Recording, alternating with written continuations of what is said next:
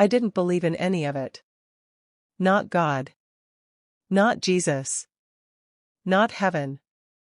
I wasn't angry, I just thought it was all made up. Something people used to feel better when life didn't make sense. And honestly, life rarely made sense to me. I wasn't raised religious. We didn't pray before meals or go to church on Sundays. My world was concrete, noise, and doing what you had to do to survive another week. I grew up on the west side of Chicago, and from a young age, I learned that no one was coming to save you. You get up, you work, you grind, and you keep moving. And that's how I lived. That's what I knew. The people who talked about Jesus always seemed so sure, so certain. And I couldn't relate to that. I'd hear things like, "He has a plan," and I'd think, really? What plan includes losing people you love, barely getting by, and feeling completely alone? If there was a God, he didn't seem very present. Not in my life. So I stopped thinking about it. I didn't care if there was heaven. I mean, I had enough already on my plate right here on Earth. I was born and raised on the west side of Chicago.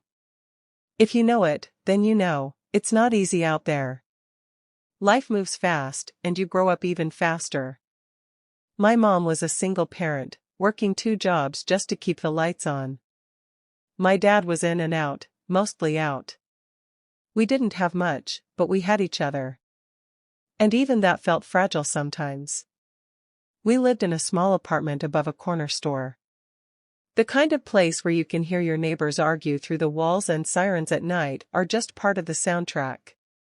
I shared a room with my sister until I was 16. We used to whisper about dreams, about leaving, about making it, but deep down, I think we both knew life would probably keep us right where we were. Faith wasn't really a part of our home. We weren't anti-religion, we just didn't talk about it. Sometimes my grandma would pray over dinner when she visited, but it always felt like a ritual, not a relationship. We didn't go to church. We didn't read the Bible. And truthfully, I didn't think about God much at all. I wasn't mean or bitter. I'd say I was kind. I cared about people, and tried to help when I could. But I was distant. Guarded. I didn't let people in easily. I had walls up because life had taught me to protect myself first. I'd seen too many people break under the weight of trusting the wrong things, or the wrong people. And religion? That felt like another one of those things. I'd see folks go to church every Sunday, shouting and crying and waving their hands around. But then Monday came and they were right back to gossiping, drinking, cheating, stealing. It felt fake. Like a show. I told myself I'd rather be real and messy than pretend to be holy and still be lost. So I kept my head down. I worked hard. I made a life for myself. It wasn't flashy, but it was mine. I learned how to survive. But I never knew what it meant to really live. Not until everything stopped. It was just a regular Wednesday. I remember that part clearly. Cold morning, overcast skies, one of those Chicago days where everything looks like it's been washed in gray. I slept maybe 4 hours. Nothing new. I got up, made some coffee, grabbed a piece of toast, and rushed out the door. I had a headache I couldn't shake. A deep, dull throb behind my eyes. But I pushed through it. That's what I always did. I was headed to my job at the clinic. I worked front desk at a community health center, and I remember thinking I'd call off halfway through the day if I still felt rough. By noon, the pain had moved to my chest. Not sharp, but heavy, like someone was pressing down on me from the inside. I kept drinking water. I told myself it was anxiety, maybe low blood sugar. I even laughed it off with a coworker. Getting old, I said, trying to brush it away. But by 1:17 p.m., I couldn't fake it anymore. My vision blurred. My hands went numb. I stumbled into the hallway and just collapsed. I was told later that the paramedics arrived in under 7 minutes. I was unconscious by the time they got there. No pulse. No response. I flatlined in the ambulance. Then again at the hospital. They said I died for 4 minutes. For long, still minutes. Time of death, 2:03 p.m. I didn't see a tunnel. Not at first. I didn't feel peace. I felt confused. Then, everything went silent. I wasn't scared.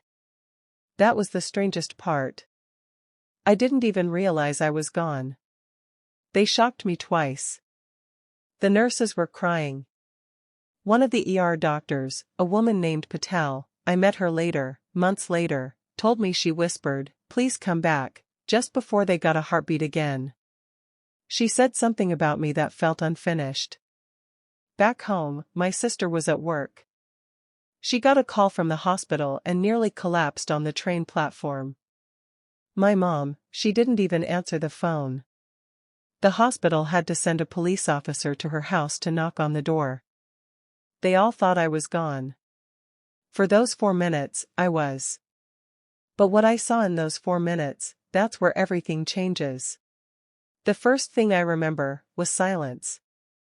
Not the kind of silence you get with earplugs or in a quiet room. This was complete. Like the world hit pause. No beeping. No shouting. No pain. Just stillness. Then something strange happened. I realized I was aware, but I wasn't in pain anymore. I wasn't scared. I didn't even have a body, but I was still me. I could think, observe, and feel. But not the way we do here. It was sharper, clearer, like I'd just woken up from a lifelong fog. And then I saw myself. I was looking down at the trauma room, and at first I didn't understand what I was seeing. It took a second. There was a woman on the table, pale, still, lifeless. And I remember thinking, who is that? But deep down, I knew. That was me. I watched the doctors press on my chest. I saw one of the nurses crying while still doing her job. I saw my body, my face, and it looked like an empty shell.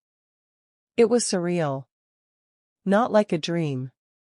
This was more real than anything I'd ever experienced. You'd think I would have panicked. But I didn't. I wasn't afraid. I felt released. Like all the weight I'd carried for years, stress, regret, pain, guilt, had been lifted in an instant. I wasn't holding on to anything anymore. There was light. Not the kind that hurts your eyes. It didn't come from a bulb or the ceiling. It felt alive. It had warmth. It came from somewhere else, and it started to surround me, slowly. I wasn't flying. I wasn't walking. I was just being drawn toward it.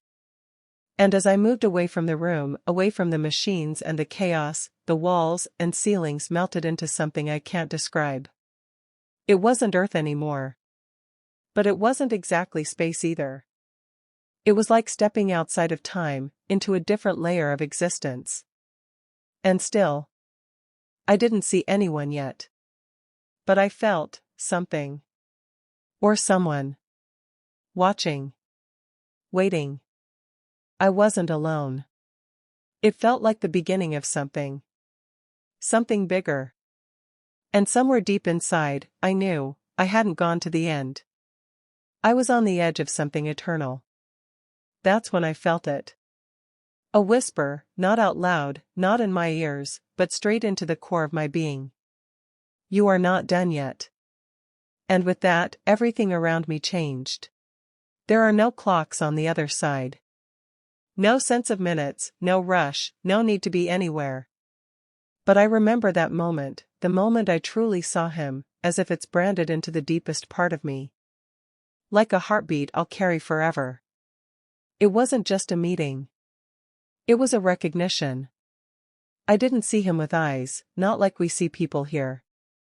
But I knew it was Jesus. Not because anyone introduced us. It was something internal, something spiritual. When he appeared, it was as if my soul remembered him.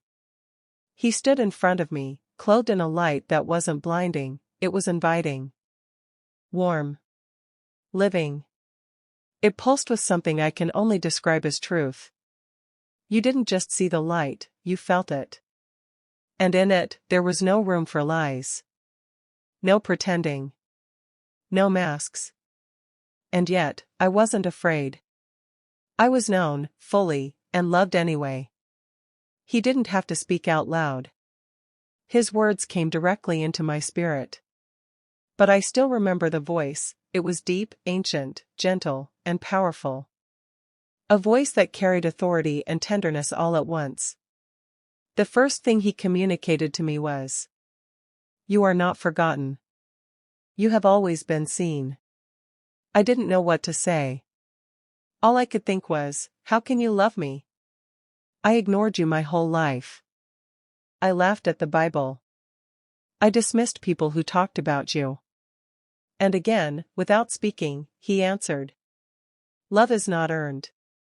It's given." Those words, they shattered something in me. I had spent my life thinking I had to do more, be better, try harder, fake strength. And here he was, Jesus, telling me I didn't need to strive. I just needed to receive. He began to show me things.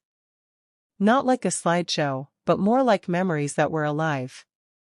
I saw moments from my childhood, times when I was alone, crying in the dark, feeling like nobody cared. And he showed me how he was there. Always. Even when I didn't see him. I saw the time my dad left. The nights I questioned my worth. The panic attacks I hid behind fake smiles. And in every scene, there was a quiet presence in the background, him. Watching. Waiting. Never forcing. Just loving. I fell to my knees, not because I had to, but because standing in that kind of love humbles you in ways words can't explain. And then he reached toward me, not physically, but spiritually, and in that moment, I felt everything dark inside of me dissolve. My bitterness. My shame. My self-hate. It didn't disappear because I fixed it. It was taken from me. Lifted like a heavy coat I'd been wearing all my life. And then, he smiled. Again, not with lips, but with presence. A smile that said, "I'm proud of you, even now." I wanted to stay forever. There was nothing left to prove, nothing to earn, nothing to fear. But then, I felt something change. The air shifted. The light around me dimmed slightly, just enough to let me know something was about to happen. Jesus looked at me with such deep kindness, and said one more thing. "You still have more to do. There are people who need what you carry now." I didn't want to leave. Truly. I begged him in my spirit, "Please, let me stay." But there was no argument, no debate. Just peace. He wasn't rejecting me, he was sending me back with purpose. And the last thing he did before I began to return, was place something in me. Not physically. It felt like he placed light in my chest. Something that would stay with me when I woke up. A knowing. A calling. A message. Tell them I'm real. Tell them they are loved. And then, just like that, I began to fall. Not down. Just back. Back toward the pain. Back toward the world I thought I'd left. Leaving that place, leaving him, was the hardest thing I've ever experienced. Not because I was being pushed out, but because I knew I was being sent. There's a difference. It wasn't rejection. It was purpose. I could feel my spirit falling, almost like I was being pulled through layers of fog. I couldn't see clearly anymore. The peace was still there, but it was fading. And then, I heard it. Beeping. Voices. Shouting. My name. Christiane, stay with us. Everything slammed back into place. My chest burned like fire. My body felt like it weighed 1,000 pounds. And all I wanted to do was go back. But I was here. And I was alive. I woke up with tears in my eyes. Not from pain, but from longing. The memory of Jesus, his face, his presence, it wasn't just in my mind. It was in me. Still is. At first, no one believed me. Not the doctors. Not my family. I don't blame them. I wouldn't have believed me either before that day. They said I had a cardiac arrest. That I flatlined for nearly 5 minutes. That it was a miracle I came back without brain damage. But I knew the real miracle wasn't just that I returned. It was why I returned. I started telling the nurses what I saw. Some rolled their eyes politely. Some leaned in, tears forming in their own eyes. A few even whispered, "I believe you." That was the first hint of what Jesus meant by, "There are people who need what you carry now." He didn't just send me back to go on with life. He sent me back changed. With a message. And that message was simple but world-shaking. He is real. He knows you. He loves you. I had to tell it. I couldn't not tell it. Even when people doubted me. Even when I felt foolish. Even when I was terrified. Because after you've looked into the face of pure love, you can't go back to silence. The mission wasn't to be perfect. It wasn't to join a church or memorize verses or convince anyone with arguments. The mission was to live differently. To walk like someone who had seen. To love people who felt forgotten. To whisper, "You're not alone," to people drowning in pain. To remind others, especially the skeptics, the broken, the angry, the ones just like I was, that there is hope. Because I met hope. And he called me by name. When I woke up in that sterile hospital room, I felt like a stranger in my own skin. The world around me was unchanged, doctors and nurses moving about, family members coming in and out, but I had changed.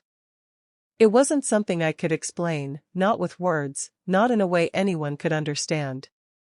I felt like I had just returned from somewhere other, somewhere sacred. But I also felt like a person who had been given a second chance, not just to live, but to live differently. At first, I thought it was just the aftermath of the trauma. The heart attack. The defibrillators.